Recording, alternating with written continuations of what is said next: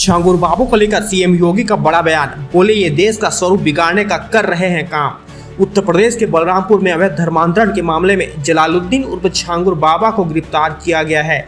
वहीं अब छांगुर बाबा से जुड़े एक के बाद एक बड़े खुलासे हो रहे हैं। इस बीच सीएम योगी ने छांगुर बाबा और अवैध धर्मांतरण को लेकर बड़ा बयान दिया है। सीएम योगी ने एक बयान में कहा कि बलरामपुर में धर्मांतरण की साजिश की गई है, लेकिन धर्मांतरण कराने वालों पर बड़ी कार्रवाई भी की गई है। उन्होंने कहा कि आरोपी छांगुर बाबा ने धर्मांतरण कराने के लिए अलग अलग रेट तय किए थे। ये लोग देश का स्वरूप बिगाड़ने का काम कर रहे हैं। बिहार की जनता को नीतीश का बड़ा तोहफा, 100 यूनिट तक बिजली माफ करने की तैयारी, वित्त विभाग से मिली मंजूरी। बिहार में इस साल विधानसभा चुनाव होने वाले हैं। इससे पहले सभी दलों के द्वारा तैयारी की जा रही है। वहीं चुनाव से पहले नीतीश सरकार जनता को कई बड़े तोहफे देने वाली है। इस क्रम में अब बिहार की जनता को 100 यूनिट तक बिजली भी मुफ्त मिलने जा रही है। नीतीश सरकार जल्द ही इस प्रस्ताव को पास करने वाली है।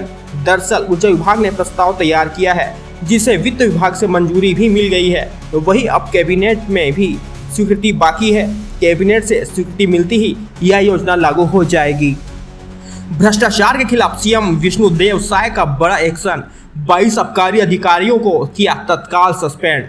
छत्तीसगढ़ में मुख्यमंत्री विष्णुदेव साय के नेतृत्व में सरकार भ्रष्टाचार पर जीरो टॉलरेंस की नीति को लेकर आगे बढ़ रही है। साथ ही भ्रष्टाचार के विरुद्ध लगातार सख्त कदम उठाए जा रहे हैं। पूर्व शासनकाल के दौरान हुए 3,200 करोड़ रुपए के बहुचर्चित शराब घोटाले में साय सरकार ने अब तक की सबसे बड़ी कार्रवाई करते हुए 29 में से 22 आबकारी अधिकारियों को निलंबित कर दिया है।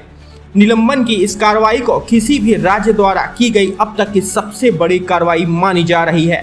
इन अधिकारियों पर वर्ष 2019 से 2023 के बीच भ्रष्टाचार कर करीब 88 करोड़ रुपए की अवैध कमाई से चल अचल संपत्तियां भी बनाने का आरोप है। एक साल पहले 12 जुलाई को देश के सबसे अमीर व्यक्ति मुकेश अंबानी के छोटे बेटे अनंत और राधिका मर्चेंट विवाह के सूत्र में बंधे थे। यह एक ऐसा विवाह था जिसकी चर्चा दुनिया भर में आज भी होती है। यह सामाजिक कार्यक्रम से कहीं अधिक ऐसा सांस्कृतिक आयोजन बना जिसने पूरी दुनिया को भारत की ताकत और आध्यात्मिक संस्कृति की झलक दिखाई दी। आध्यात्मिकता का सिलसिला जारी रहेगा। बताया जा रहा है कि अनंत राधिका शनिवार को अध्यात्म और धर्म को आधार बनाकर कार्यक्रम आयोजित करेंगे। भारत में तेजी से फैल रहा कोरोना वेरिएंट XFG, अब तक 206 मामले आए सामने। बुजुर्गों और बीमार लोगों को ज्यादा खतरा। कोरोना के नए वेरिएंट XFG ने एक बार फिर से चिंता बढ़ा दी है। देश में अब तक 206 XFG के केस सामने आ चुके हैं। सबसे ज्यादा केस महाराष्ट्र में है, फिर पश्चिम बंगाल, तमिलनाडु, केरल, गुजरात और दिल्ली में भी केस मिले हैं। अकेले मई महीने में 159 नए केस आए हैं। कोरोना का XFG वेरिएंट सबसे पहला कनाडा में पाया गया था। अब तक भारत समेत 38 देशों में फैल चुका है। कोविड के दूसरे वेरिएंट की तरह ही इसे भी सबसे ज्यादा बच्चे, बुजुर्गों और बीमार लोगों को है। प्रधानमंत्री मोदी ने शनिवार को 16वें रोजगार मेले में 51,000 से ज्यादा युवाओं को जॉब लेटर बांटे।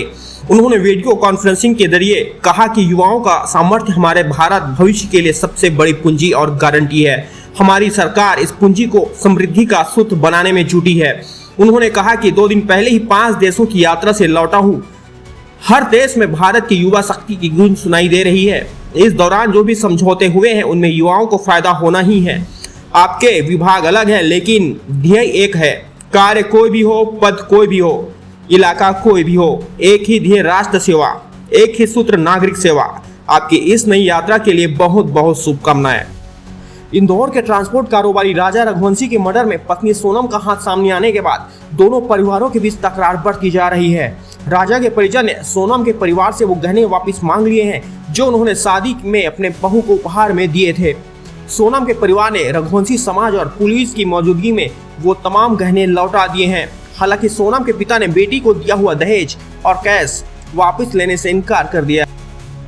छत्तीसगढ़ की सहायक सरकार के खिलाफ कांग्रेस आक्रामक हो गई है। बिजली के बढ़े दामों के खिलाफ कांग्रेस ने शनिवार को बुढ़ापारा स्थित बिजली ऑफिस के बाहर प्रदर्शन किया। कांग्रेस कार्यकर्ताओं ने बिजली बिलों की प्रतियां जलाकर अपनी नाराजगी जताई।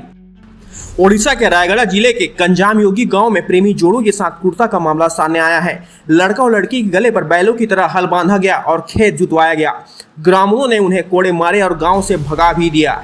इस पूरे घटने का वीडियो वायरल हो रहा है। बताया जा रहा है कि युवक और युवती एक ही गोत्र के हैं। दोनों के बीच प्रेम प्रसंग के बाद सामने आने पर आदिवासी समाज नाराज हो गया था, क्योंकि एक ही गोत्र के युवक युवती को भाई बहन माना जाता है। इसी कारण ऐसे विवाह और प्रेम संबंधों पर रोक है। अमेरिका के 9/11 हमले के मास्टरमाइंड खालिद शेख मोहम्मद की याचिका रद्द। अमेरिका की एक अपील अदालत ने शुक्रवार को 9/11 के मास्टरमाइंड खालिद शेख मोहम्मद की याचिका समझौतों को रद्द कर दिया है। इस समझौते में खालिद को फांसी से बचाने के लिए उम्र कैद की सजा दी जाने की अपील की गई थी।